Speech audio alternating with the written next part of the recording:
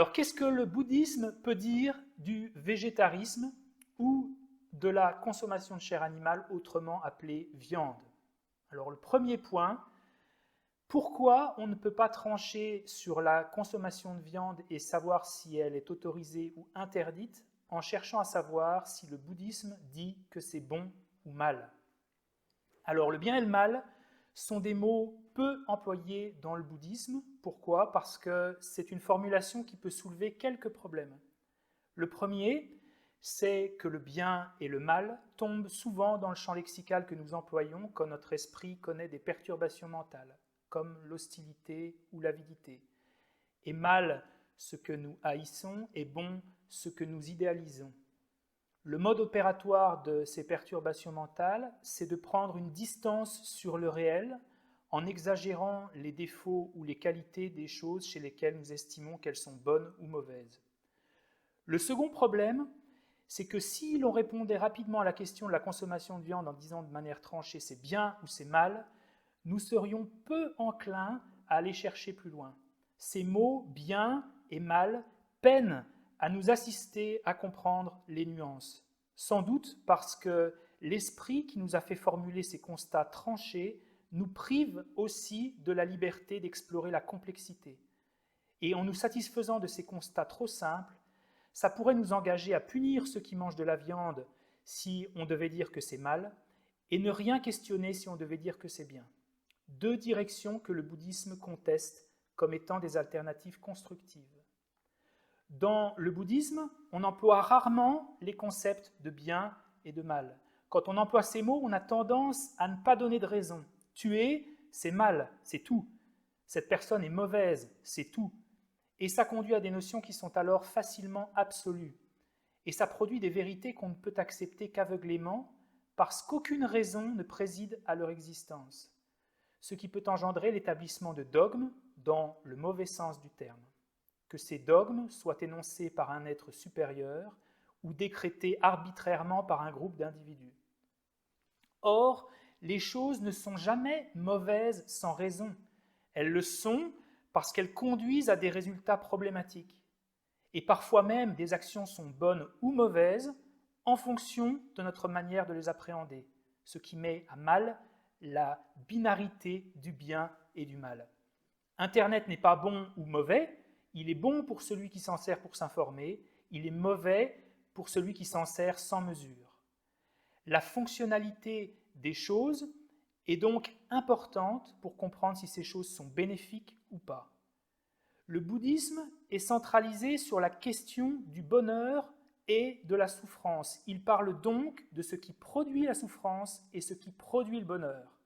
C'est donc moins en termes de bien ou de mal que le bouddhisme s'articule, mais en termes de cause au bonheur ou cause à la souffrance.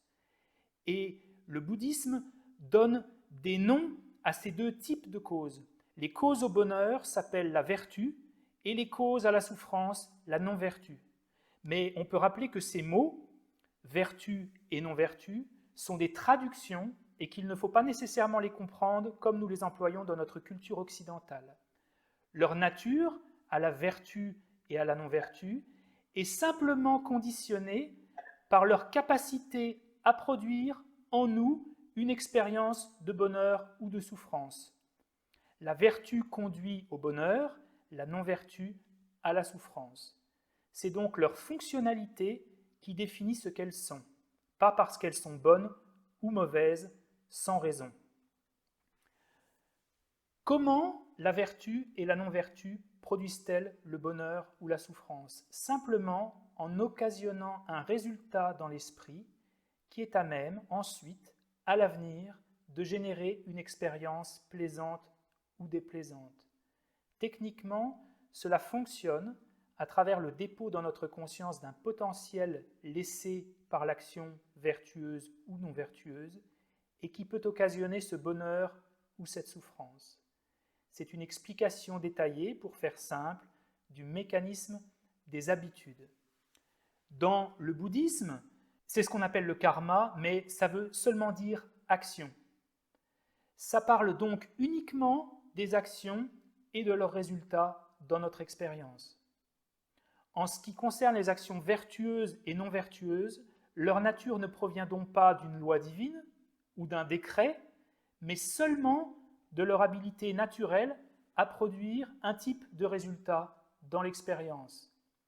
Si le bouddhisme devait prendre position sur la consommation de viande, il ne le ferait de toute façon pas en disant que c'est bien ou mal, mais bien plutôt en termes de vertu et de non-vertu. Seulement voilà, il ne semble pas l'avoir fait. Deuxième point, pourquoi on ne peut pas conclure s'il est conseillé de manger de la viande ou pas dans le bouddhisme en déterminant si manger de la viande y est présenté comme vertueux ou pas? Et là, on entre dans le vif du sujet. En dehors de certaines occasions particulières, comme par exemple de demander la viande d'une bête qu'on tue directement pour nous, les textes ne semblent pas définir que manger de la viande en général soit quelque chose qui produise ses conséquences naturelles, comme nous venons de les décrire, en tant que souffrance ou bonheur pour soi. Mais les textes ne doutent pas, en revanche, que dans la plupart des cas, cela nécessite de tuer un animal et de lui causer de la souffrance. En revanche, ce qui semble produire ces potentiels à la souffrance, ce qu'on appelle non-vertu, et qui est lié dans le bouddhisme au karma, c'est la proximité de l'acte de tuer l'animal et celui qui va en manger la chair. Si la personne ne sait pas, n'infère pas ou ne voit pas que l'animal a été tué directement pour lui, alors la conséquence karmique que cela a sur son esprit semble être limitée.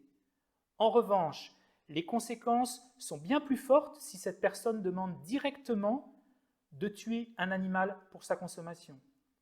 Il y a donc une différence de poids dans une action qui correspond à notre degré d'implication. Cela n'évite pas le questionnement sur notre responsabilité collective quand on remet le soin de tuer les animaux à une chaîne de production distante et complexe, bien entendu. Mais il faut quand même reconnaître la nuance qui existe entre une action directe et une action lointaine dans leur capacité respective à générer karmiquement de la souffrance. Sinon, si les actions directes ou indirectes sont aussi lourdes de conséquences pour nous, alors qu'est-ce qui empêche de penser que les deux actions suivantes ne sont pas équivalentes? 1. Celle de tuer avec nos propres mains, et 2. Celle de manger des légumes qui ont nécessité pour leur production le travail du sol et la mort de petits animaux. Les textes sont clairs, encore une fois, sur la nuance entre ce qui est capable de produire de la souffrance pour nous ou pour les autres, et cela est déterminé, entre autres, par notre degré d'implication. Dans le classement des actions à éviter figurent donc principalement les actions qui sont à même de produire karmiquement de la souffrance pour nous et qui constituent un obstacle à la libération et à l'éveil. Et c'est peut-être une raison pour laquelle l'interdiction de manger de la viande ne figure pas dans le Vinaya, le code éthique des monastiques, ni dans les vœux de libération personnelle. On peut donc difficilement trancher sur la question de la consommation de viande en déclarant que c'est non vertueux, parce que la non-vertu dans le bouddhisme, nous venons de le voir, est ce qui produit potentiellement de la souffrance pour nous à l'avenir, et nulle part il ne semble être mentionné que la consommation de viande produise cela. Alors on pourra objecter que ce n'est pas parce que ce n'est pas mentionné que ce n'est pas le cas. Seulement voilà, manger n'est pas une activité mineure. À l'époque de Bouddha, de nombreuses personnes ordonnaient manger de la viande. Si c'était à même de produire de la souffrance, cela aurait donc été un obstacle à la libération ou à l'éveil, et Bouddha l'aurait nécessairement mentionné. Que la consommation de viande soit présentée comme moralement neutre n'est pas un décret arbitraire. C'est le résultat de l'observation précise des actions et de leurs résultats par des observateurs formés à percer cette complexité avec l'esprit. Ces observateurs, ayant développé l'équivalent d'un microscope mental, sont à même de comprendre le lien entre certaines actions et leurs résultats. Ils ne l'ont pas inventé, ils ont juste développé leur esprit pour l'observer de manière valide. Et leur conclusion est que l'action de manger de la viande ne semblait pas produire ces conséquences karmiques défavorables pour soi. Ce qui ne veut absolument pas dire que manger de la viande soit toujours neutre et sans problème pour soi. C'est une distinction importante. Alors, troisième point, une objection à ce qu'on vient de dire pourrait être la suivante. Ce n'est pas parce que la consommation de viande en général n'y est pas présentée comme à même de produire des conséquences karmiques fâcheuses pour nous qu'il ne faille quand même pas l'interdire. Pourquoi ? Parce que manger de la viande occasionne toujours toutes sortes de problèmes pour les autres. Si le bouddhisme met la compassion au cœur de ses enseignements et reconnaît que la consommation de viande provoque de la souffrance chez les autres, pourquoi n'interdit-il quand même pas sa consommation ?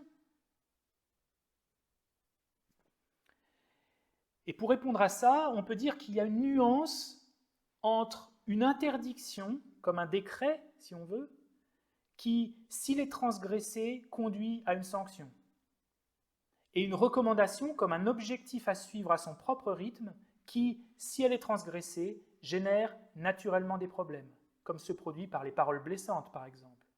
C'est plutôt ce deuxième type de recommandation que le bouddhisme pourrait émettre. Le bouddhisme est une voie graduelle, pas un code inflexible, il ne vient pas punir, il est clair sur ce qui provoque la souffrance et il guide vers les moyens progressifs de s'en séparer. Les interdictions ne sont pas à prendre avec le même sens qu'une interdiction légale, par exemple. Sinon, on pourrait stigmatiser tous les êtres sensibles pour n'être pas encore éveillés. En outre, ce n'est pas parce que quelque chose produit de la souffrance que ça doit être formellement interdit. Si on ne force pas quelqu'un à stopper les pensées hostiles ou arrêter de fumer, on ne va pas le forcer à devenir végétarien. En outre, une interdiction peut conduire à une certaine rigidité, comme lorsque des autocollants « ne pas téléphoner » ont été collés dans les trains, par exemple. À partir de ce moment-là, nous sommes devenus beaucoup plus agacés quand des passagers enfreignaient cette consigne, même s'ils parlaient moins fort que nos voisins sans téléphone. Dans le bouddhisme, il est bénéfique de commencer par se protéger soi, car cela conduit souvent à mieux protéger les autres.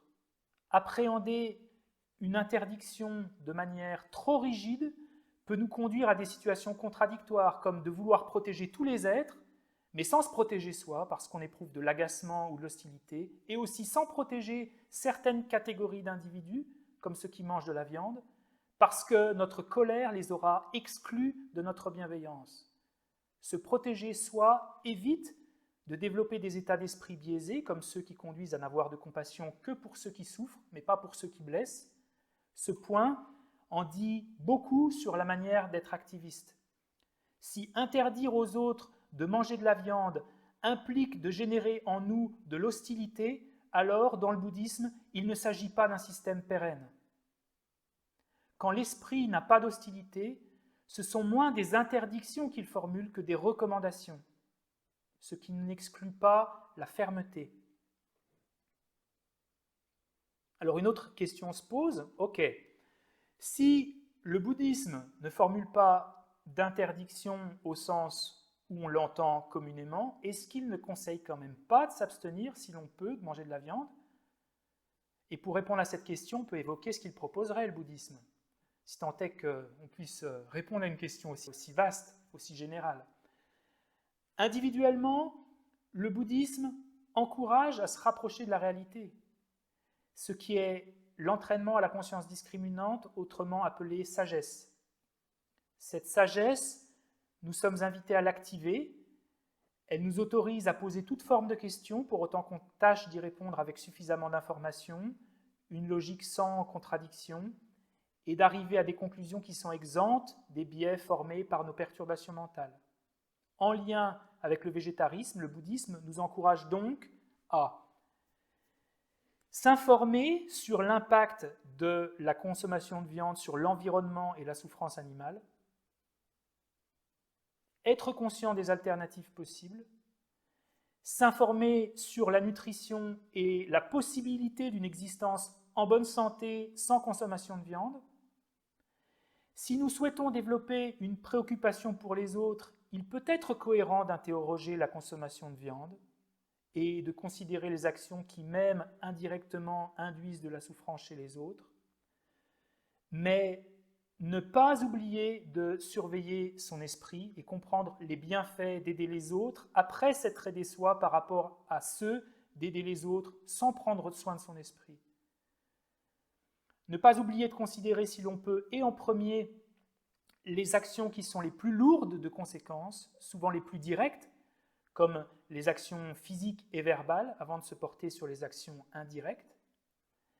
Être réaliste sur la quasi-impossibilité pour nous de vivre sans produire de la souffrance chez les autres, même si cela ne constitue pas une raison pour justifier l'alimentation carnée. Comprendre l'importance de la motivation dans l'action de manger, afin de nuancer les cas et ne pas verser dans la généralisation. S'il ne semble pas que l'action de manger de la viande soit à même, et dans tous les cas de produire de la souffrance pour nous, il ne demeure pas moins que manger en exagérant les qualités de la nourriture ou son goût, en positif ou en négatif, est toujours présenté comme produisant potentiellement des problèmes pour nous à l'avenir et comme étant non vertueux. Et qu'à l'inverse, une motivation altruiste, comme celle de l'histoire d'un bodhisattva trouvé dans le sutra Samadhi Raja, raconte qu'il n'encourt pas de faute s'il mange de la viande afin de se maintenir en vie pour le bien des êtres. Comprendre également que ce n'est pas parce que l'interdiction générale de consommer de la viande n'est pas mentionnée dans le code monastique et qu'elle semble ne pas être présentée comme ce qui produit karmiquement de la souffrance pour nous, que nous ne devrions pas faire un effort pour diminuer notre implication dans la souffrance animale, surtout considérant notre accès à l'information. Il nous est possible de comprendre notre implication individuelle dans des systèmes de masse, comme l'élevage des animaux dans des conditions déplorables, comme le lien entre la perte d'écosystèmes et de l'agriculture destinée à la consommation animale, etc.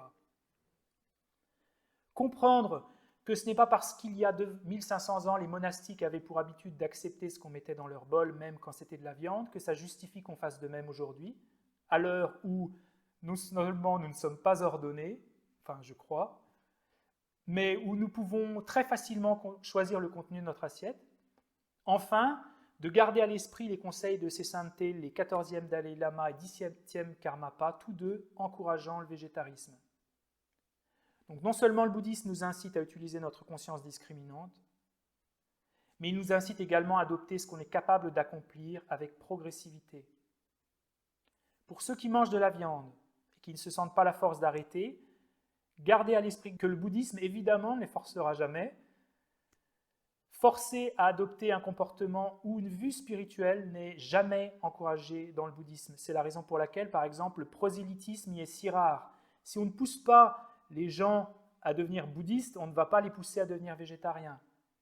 Gardez à l'esprit que la compassion s'approche de différentes manières. Certains commenceront par arrêter de manger de la viande, d'autres par aider des personnes dans la rue. C'est une voie à la fois graduelle et multiforme. Manger de la viande n'implique pas que nous soyons mauvais, en partie pour les raisons qu'on a citées au départ sur le bien et le mal. Gardez enfin à l'esprit que le remords et la culpabilité sont de piètres outils dans le bouddhisme et que l'effort joyeux est une perfection. Il y a beaucoup plus de force à travailler graduellement avec ses propres limites en maintenant la joie sur les petites avancées plutôt que de ruminer sur tout ce qu'on fait de travers et se désespérer de l'ampleur de ce qu'il reste à changer. Pour ceux qui mangent de la viande et qui ne souhaitent pas arrêter, un conseil pourrait être de maintenir leur curiosité et de continuer à explorer le sujet s'ils le souhaitent. Pour ceux qui mangent de la viande et qui veulent essayer d'arrêter ou seulement diminuer, il n'existe pas une seule méthode. Certains pourront arrêter d'un seul coup, d'autres graduellement. Par exemple, quelques pistes: éviter les animaux qui sont élevés dans des conditions particulièrement difficiles et qui viennent de l'autre bout de la planète, éviter les animaux en bas âge, comme la viande de veau ou d'agneau, éviter le nombre, manger plutôt du bœuf que des crevettes, éviter la fréquence, manger de la viande une seule fois par semaine, devenir végétarien en fonction de l'endroit où on se trouve, chez soi mais pas au restaurant, et toujours se réjouir des avancées qu'on fait. Et enfin, chez ceux qui n'en mangent pas de la viande, rester humble, réaliste. Se priver de manger de la viande n'est pas une voie complète, loin de là, et ne témoigne pas nécessairement d'une pratique spirituelle avancée ou d'une absence de perturbation mentale. Rester ouvert au fait que s'abstenir de manger de la viande ne nous affranchit pas nécessairement de toute responsabilité dans la souffrance animale. Gardez à l'esprit d'éviter la haine, de développer la compassion, même pour ceux qui infligent des souffrances, inspirés par la conduite, plutôt qu'en souhaitant transformer à tout prix le comportement des autres. En conclusion, il semble que les recommandations que le bouddhisme peut formuler sur le végétarisme ne sont pas en lien avec le bien et le mal, la vertu ou la non-vertu, ce qui produit ou pas de la souffrance pour nous à travers le dépôt d'un potentiel karmique, mais sont en lien, semble-t-il, avec ce qui produit de la souffrance pour les autres et pour satisfaire à la cohérence dérivée de la compassion. Ces recommandations ne valent pas comme une interdiction formelle, dans le sens que nous avons mentionné. Enfin, dire que manger de la viande en général n'est pas connoté moralement, en ce sens d'être à même de produire de la souffrance karmique pour nous à l'avenir, cela n'équivaut pas à dire que manger de la viande n'est jamais problématique pour nous, loin de là. Mais il semble alors que c'est plus notre motivation qui pèse et notre proximité avec l'acte de tuer que la consommation de viande elle-même. Mais manger de la viande issue d'animaux tués intentionnellement perpétue toujours un système qui conduit à la souffrance d'être sensible et par conséquent, cela importe et mérite d'être considéré à un moment ou à un autre dans notre pratique personnelle.